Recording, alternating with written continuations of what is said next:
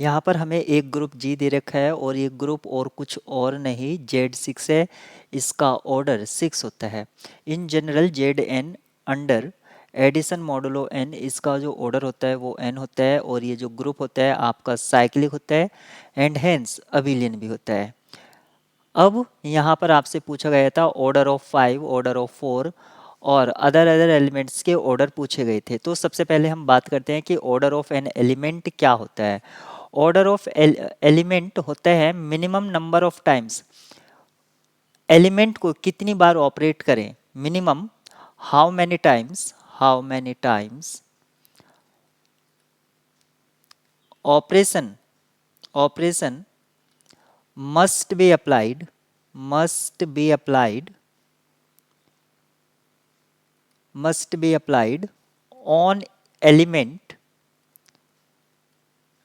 to give identity to give identity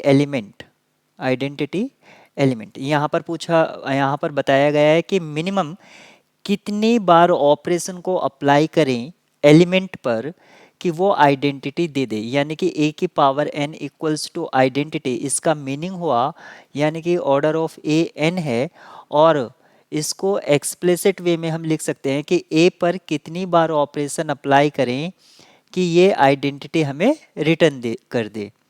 तो यहाँ पर हम कह रहे हैं कि n टाइम्स ऑपरेशन अप्लाई करा तब ये आइडेंटिटी मिल रहा है, तो n टाइम्स।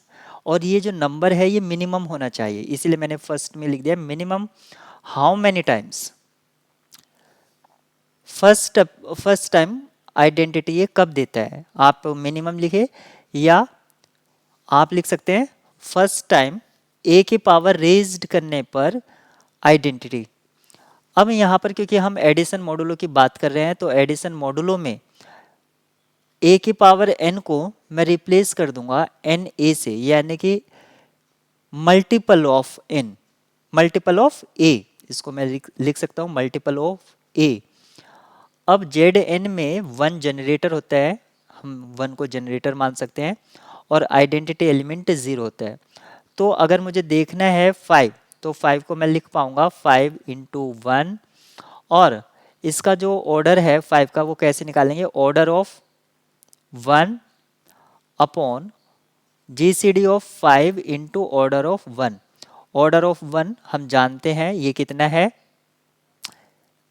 6 है और 5,6 इसका GCD 1 है, तो 5 का जो ऑर्डर है वो 6 है, यहाँ से ये सही बैठता है ऑप्शन ए।